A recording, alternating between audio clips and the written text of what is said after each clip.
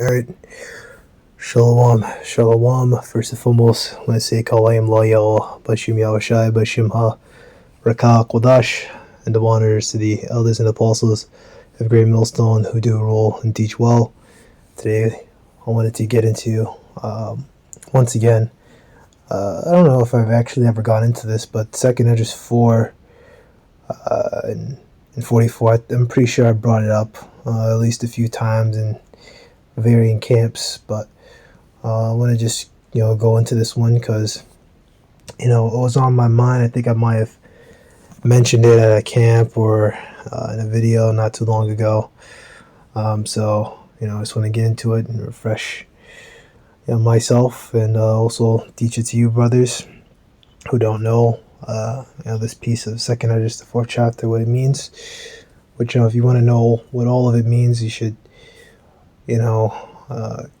go watch Bakar Moss video, read it for yourself first and watch Bakar Moss video and things like that, and kind of learn little bits and pieces here. And then a lot of it you can just look at GNT, the Good News Translation, get some pointers there, and just go in the spirit and you'll search around, you'll be able to see, because we can't go into everything. Even the brother Bakar Moss, he didn't go into like every little detail about like every little thing for like something like 2nd Esdras 11th chapter. For certain things, you want more historical information and things like that, you gotta dig, man. You gotta start looking.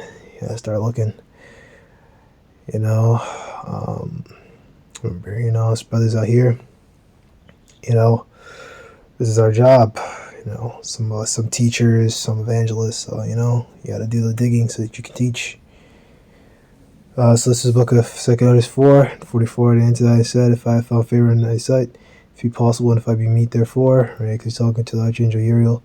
Show me then whether there be more to come than is past, or more past than is to come. So, right, show me, is there more to come than already happened already? Like, how much more do we have to go through? In this time period, in this era, before we get the new era, the new heavens, the new earth, wherein Israel is at the top. So the world where we get Isaiah the 2nd chapter. Like, how long until we get that? How long until we get the kingdom and things like that, and everything is safe, and so on and so forth. And our people are in a low position because our people are catching all kinds of hell in Babylon. The Babylonians were cruel too. Remember, the Babylonians are worship, but the Babylonians were Syrians, just like the actual other Syrians. It's like in the Syrian Empire. Of course, those nations were all mixed and whatever, but the ruling classes were Syrians. Ham was was already gone and kicked out by then. So Nebuchadnezzar was actually in the Syrian. And he joined up with the Medians, the Japhites, and they kicked out the Syrian Empire, and in time, the Persians took over the Medes in that rebellion, and they joined up together and took down the Babylonians, which happened one night. And you can read about that in like Daniel 5 or 6. With the whole thing with Nabonidus. Nabonidus and Belshazzar. But the focal point Daniel was Belshazzar. He was basically the prince, but his father Nabonidus was elsewhere. He was worshiping some other god or something, and there was all revolt because he changed like the chief god, and people were pissed off, and they basically there was no fight against the Persians. Right. So what is past I know, before it is for to come I know not. Right. We know this one. Go into this one a million times. It's always good to get into these precepts. Right. Repetition is the father of skill. So this is the book of Isaiah. Acts 1:6. When they would therefore come together to ask him, saying, Lord, without this time restore again the kingdom of Israel. Right. Speaking to Yahushai. Right. He said to them, it's not for you to know the times and seasons which the Father put in his power. So the Heavenly Father, Yahweh and Yahushua, two different entities. No, he has control over everything. We know, can a man ponders his own way, controls everything. All the angels, all the demons, they all report to him, and so on and so forth, and everything on the planet Earth is in his control, and that's why there's a clear distinction. Only he knows certain things, and the times, the seasons, he hasn't given to no one, not the archangels.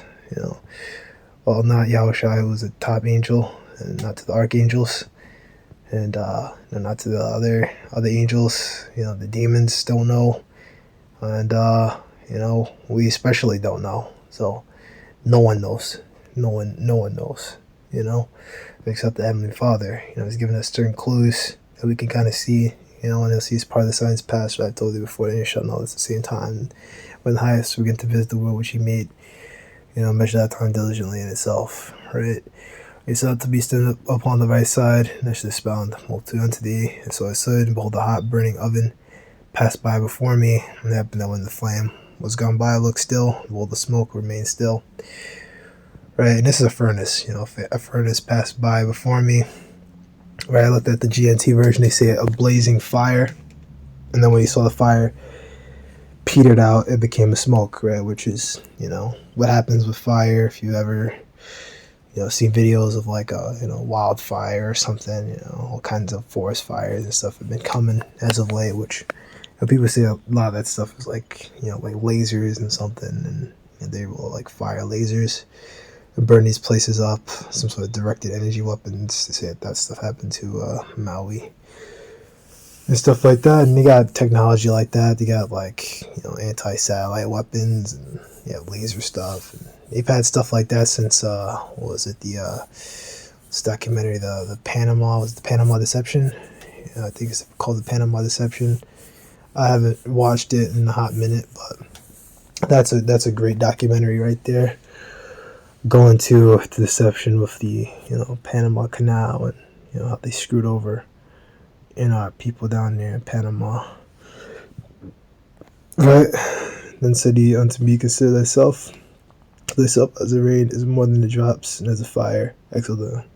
After this it passed before me a watery cloud, literal. So not much rain with the storm. And when the storm rain was past, the drops remained still.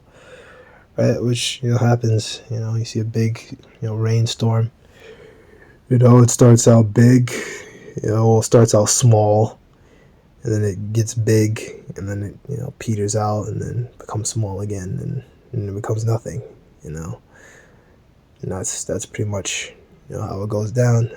And then little drops, little raindrops on the ground. That's all that was left to basically show that okay, yeah, it rained. Like when you go outside, it's been raining, and you leave, and you get ready to leave, and by the time you get out there, the rain is gone, and all you just see is just raindrops on the ground, water, cars driving in the rain or whatever, and it's not raining right now, but it's just like the after effects of it. Right, it'll make more sense later. Then said he unto me, consider with thyself, as the rain is more than the drops, and the fire is greater than the smoke, but the drops and the smoke remain behind, so the quantity of the past did more exceed, right? So the rain is more than the drops, right? Like obviously when it's heavy rain, it's a lot more than just little droplets, and the fire is greater than the smoke, right? Because the fire is the real damage, and then it's afterwards, just little smoke is just the after effects.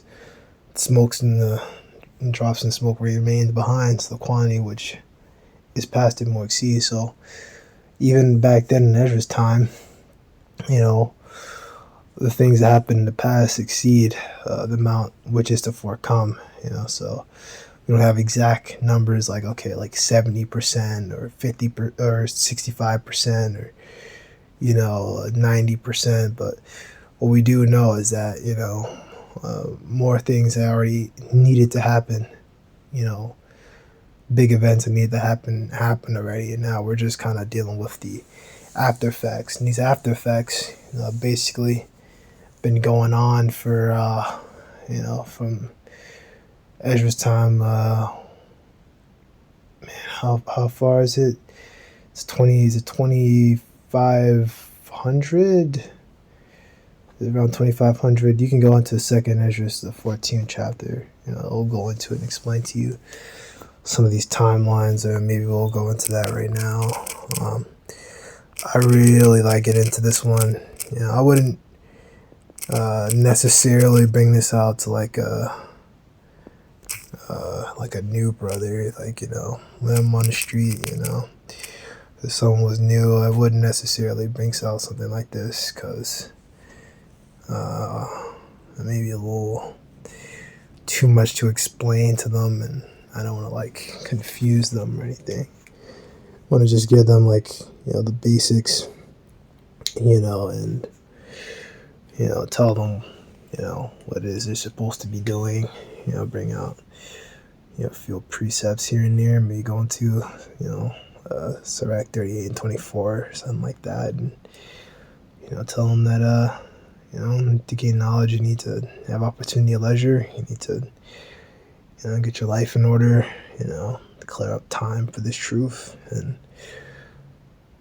go out there and learn, man. Go out there and read, find the videos online, and start there. Maybe you get into like Acts 15 or something. I don't know. I'm not an expert. I'm no expert, man. And brothers that come out and like the people that are really sincere want to hear. It happens from time to time, but I'll say it's like, at least for me, it's rare, and I don't see it a whole lot in the other brothers' channels like that. It happens from time to time. I'm not gonna say it's like never happens, but it's obviously much more common that you see people scoff and laugh, and that's something I deal with like every single time I get out there. I get at least one person who gawks or laughs or stares or smiles at you, that may record you or something. Depending if you get out there like when there's a lot of people there, if you get there like a little early, people just look at you or smile, but they rush out and they'll start to gawk and record you and whatever. I don't give a shit. I can't do nothing against the truth but for it. So 2 Ezra 14 and 9, for thou shalt be taken away from all, for that's where I shall remain with my son, and with such as be like thee, until the times be ended. Ezra was to die and come back again, be in the spirit with Yahushua, then come back in the end times. Right, which that's his answer at the end of 2 Ezra, the 4th chapter, which we're going to get into.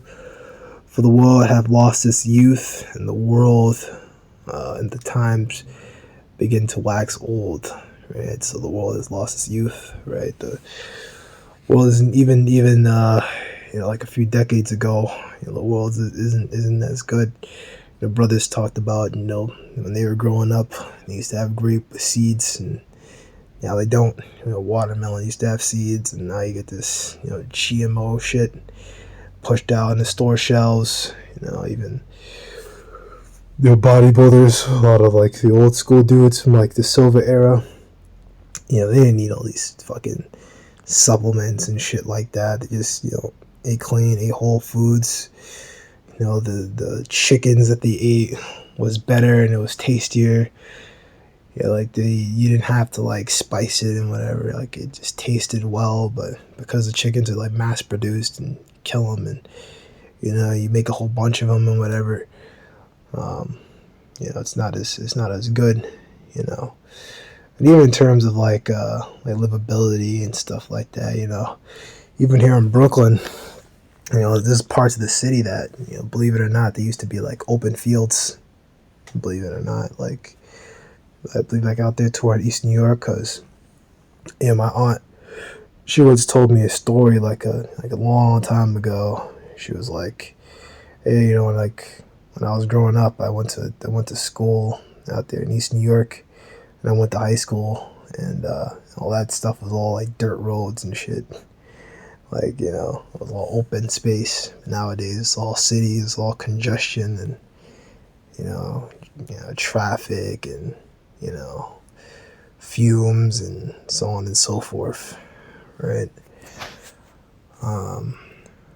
So the world has lost its youth, right? The world is fucked up, and that's Isaiah 24. You can go into that one as well.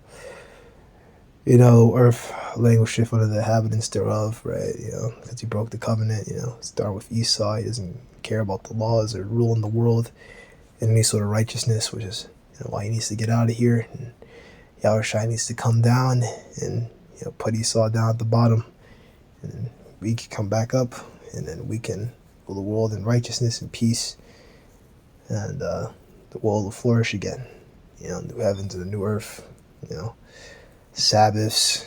And everything will be perfect.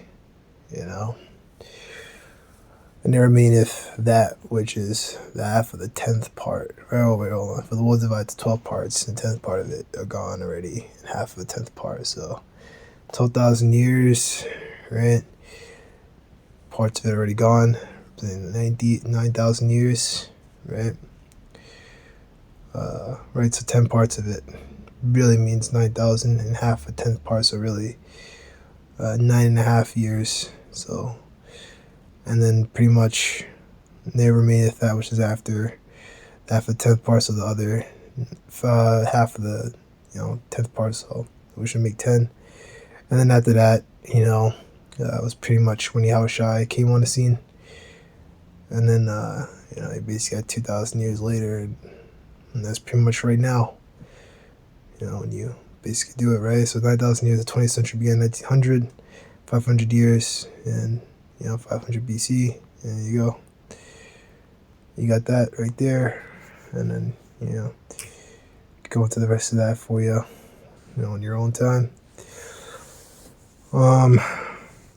They pre-die may live, thinkest down to that time, or what shall happen in those days? He answered me and said, as for tokens whereof thou askest me, I may tell thee them in part, but this touching thy life I am not sent to shew thee, for I do not know it. Right, so this is before we went to Acts, the first chapter. There's certain things that the angels are not given classified to know, or not made. They're not allowed to know. They're classified to know.